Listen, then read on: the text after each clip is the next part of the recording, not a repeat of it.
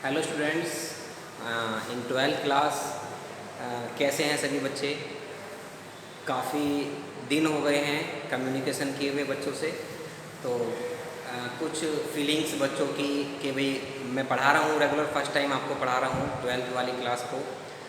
वैसे कोचिंग में तो रेगुलर मैं पढ़ा रहा हूँ 10-12 साल से, कोई प्रॉब्लम नहीं है। लेकिन रेस्पॉन्स क्या है मुझे नहीं पता, लेकिन मैं अपना 100% कोशिश कर रहा हूँ कि आपके लिए कि कोई किसी तरह के पॉइंट में कोई कमी ना रहे, किसी भी बेसिक इंट्रोडक्शन में या क्वेश्चन में। इसलिए मैं कोशिश करता हूँ कि जो भी मुझे थोड़ा हार्ड क्वेश्चन लगता है तो मैं कोशिश करता हूँ कि ये करा दिया जाए, क्योंकि बच्चों से शायद नहीं होगा, ठीक है।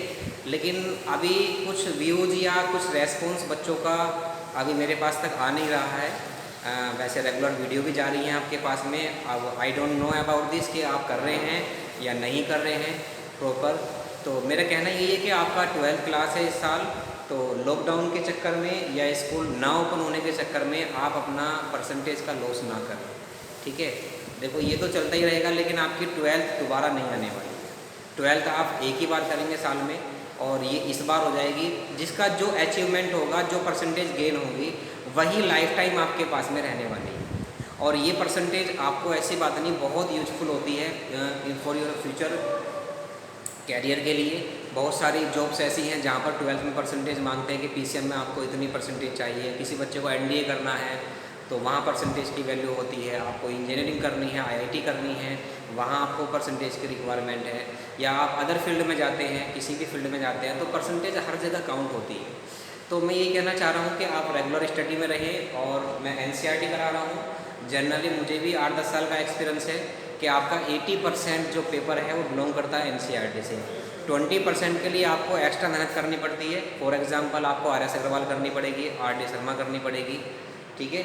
उसके बाद आपको लगता है कि हाँ हम 90+ गेन करने वाले हैं, ठीक है। तो अभी 90+ की बात तो नहीं कर रहा मैं, बट पहले तो प्राइवेसी हम एनसीईआरटी को ही दे रहे हैं। एनसीईआरटी आप परफेक्ट तरीके से कीजिए। एनसीईआरटी के अंदर बहुत कुछ है, ऐसी बात नहीं, एक से एक टॉप मोस्ट क्वेश्चन हैं, हॉट ऑर्डर थिंकिंग क्वेश्चन है।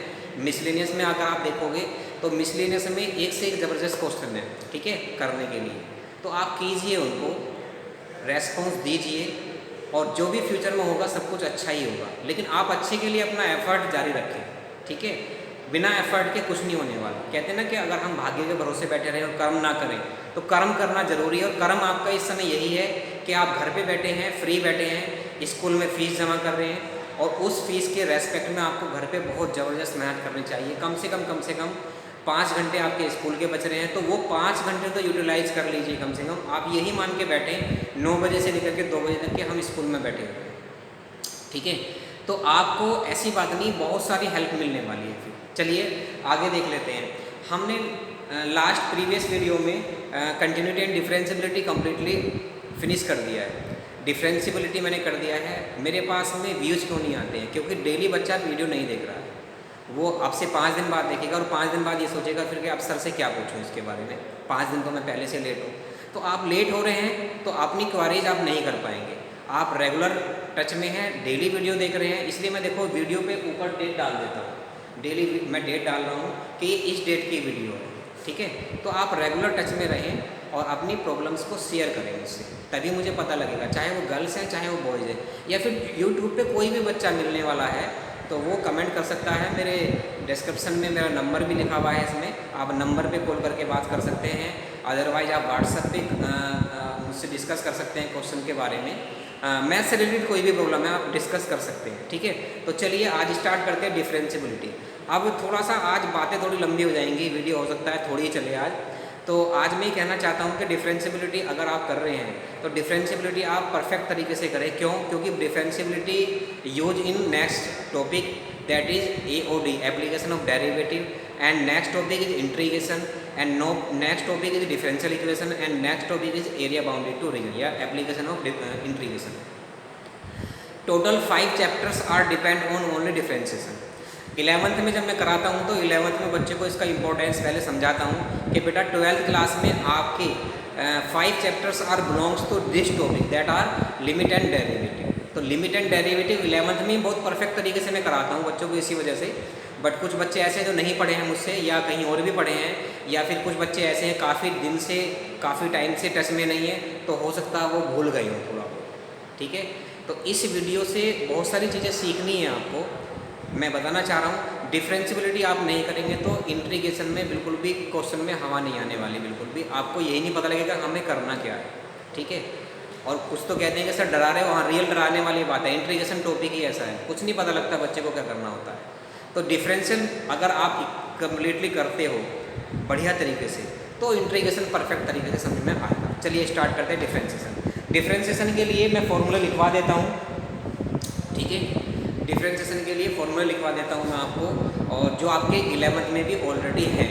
तो आज से फॉर्मूलों का टर्न है, आज अच्छी तरीके से फॉर्मूले आप रिवाइज कर लें डिफरेंशिएशन के, देन हम आगे अप्लाई करेंगे। चलिए differentiation,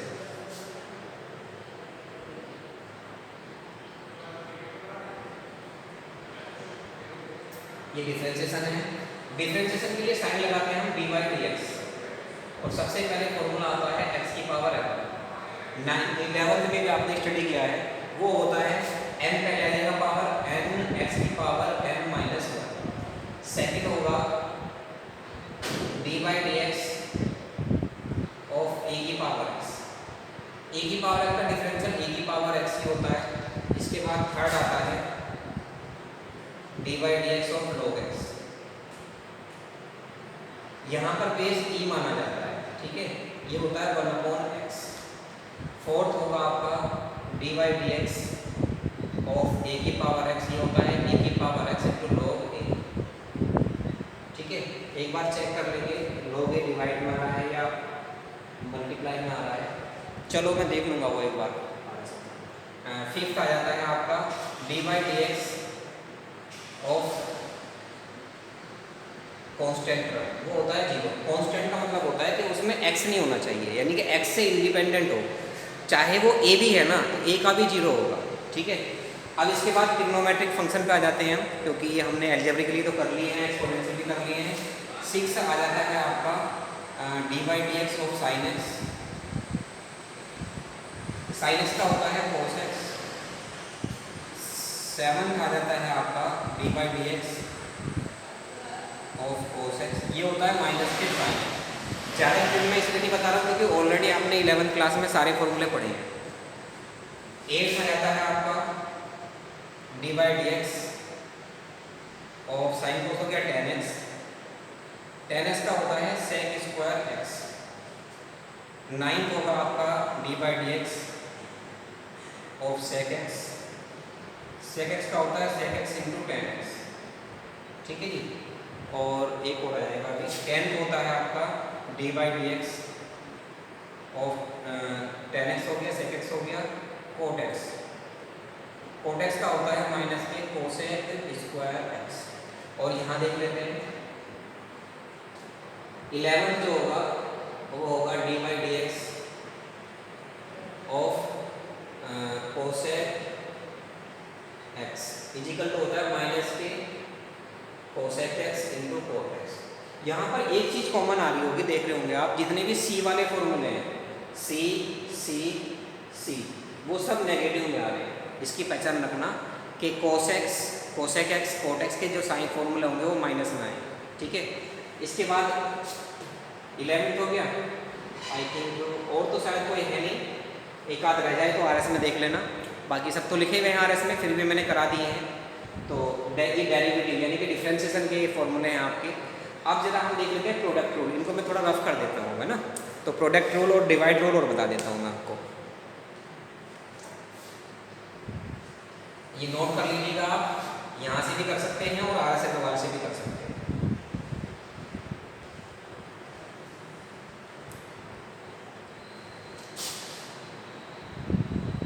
product of to function, मान लीजिए dy dx करना है आपको n into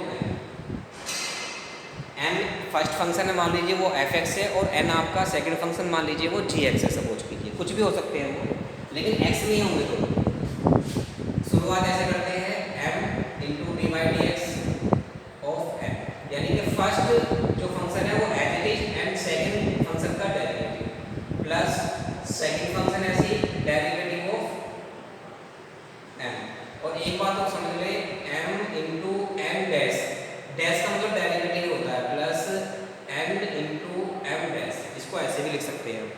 D y d x लिखने की बजाय आप डैश लिख सकते हैं। मान लीजिए एफ एक्स का आपको क्या करना है, डेरिवेटिव करना है, इसका एफ एक्स का क्या होगा, एफ डैश एक्स है। मान लीजिए वाई है, वाई का डेरिवेटिव क्या आएगा, वाई डैश है। तो इसका मीनिंग समझ लें, क्योंकि ये चीज़ें टर्म्स जो है यूटिलाइज होने वाले हैं आपके आगे वाली एक्सरसाइज में, ठीक है। तो ये आपके फॉर्मूले हैं यहाँ तक। अब मैं डिवाइड वाला रूल बता देता हूँ आपको।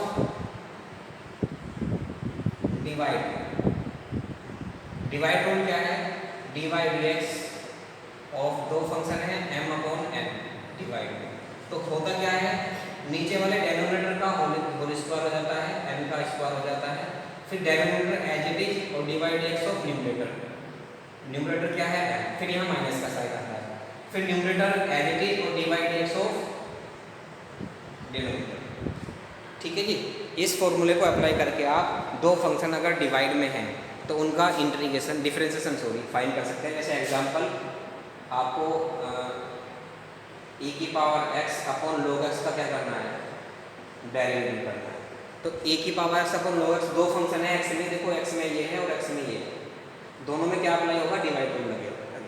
लेकिन ऐसा मत करना sin x upon cos x, ये भी डिवाइड रूल से आ जाएगा। लेकिन sin अपॉन cos तो क्या होता है, tan x होता है ना ऑलरेडी, तो tan x का आपको पता ही है, tan x क्या होता है, sec स्क्वायर x। तो sin अपॉन cos तो क्या लिख लेंगे हम, tan x लिख लेंगे। उसमें कुछ ऐसे भी फंक्शन होते हैं जिनको हमें सिंप्लीफाई करना पड़ता है, किसमें, ट्रिग्नोमेट्री में। यानी कि उनको सिंप्लीफाई करके पहले एक ट्रिग्नोमेट्रिकल रेशियो में कन्वर्ट करो उसको, और फिर उस एक का हमें डेरिवेटिव पता होता है, ठीक है। तो ये कंसेप्ट है करने का। बेसिक जो है आपका 11th में छूट गया है, अभी सुन लेना।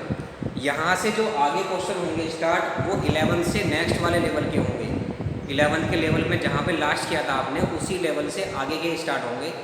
जैसे चैन रूल पे हमने इसको लास्ट किया था 11th क्लास में, तो चैन रूल से ही यहाँ से स्टार्ट होने हैं। ऐसा नहीं कि आपको सीधा कहेंगे sin x का डिफरेंशियल बताइए क्या होगा, cos x होगा, नहीं, आपको चैन रूल से ही स्टार्ट करने पड़ेंगे। तो आप पहले आज ये फॉर्मूले से याद कर लें, लर्न कर लें अच्छी तरीके से। और 11th में आपने जो एक्सरसाइज करी थी, 11th की बुक्स आपके पास में होंगी, 2, 4, 10, 5, 20, 25 जितने कर सकते हैं आप, क्वेश्चन करके देख लें एक बार, बेसिक आपका क्लियर हो जाएगा। फिर मैं आपको यहाँ डिफरेंशिएशन कराने शुरू करूँगा। अगर आपने 11th के कुछ क्वेश्चंस करके नहीं देखे, ये फॉर्मूले लर्न नहीं करे, तो ये श्योरिटी नहीं है कि आपको डिफरेंशिएशन समझ में आएगा। आपको कुछ भी पता नहीं लगेगा कि हो क्या रहा है इसमें डिफरेंशिएशन, ठीक है बेटा। तो इसलिए अच्छी तरीके से तैयारी करें और बड़े ही प्रॉपर तरीके से इस चैप्टर को आपको पढ़ना है, क्योंकि ये चैप्टर आपका आगे बहुत काम आने वाला है, ठीक है। तो आज के लिए इतना काफ़ी है। जो चीज़ें मैंने समझाई हैं थोड़ा उन पर गौर कीजिए, उन पर थोड़ा सा अमल कीजिए या उनको फोकस कीजिए अपनी स्टडी में, तो आपका जो फ्यूचर है या आपकी जो स्टडी है वो प्रॉपर चलती रहेगी, ठीक है। Thank you and have a nice day.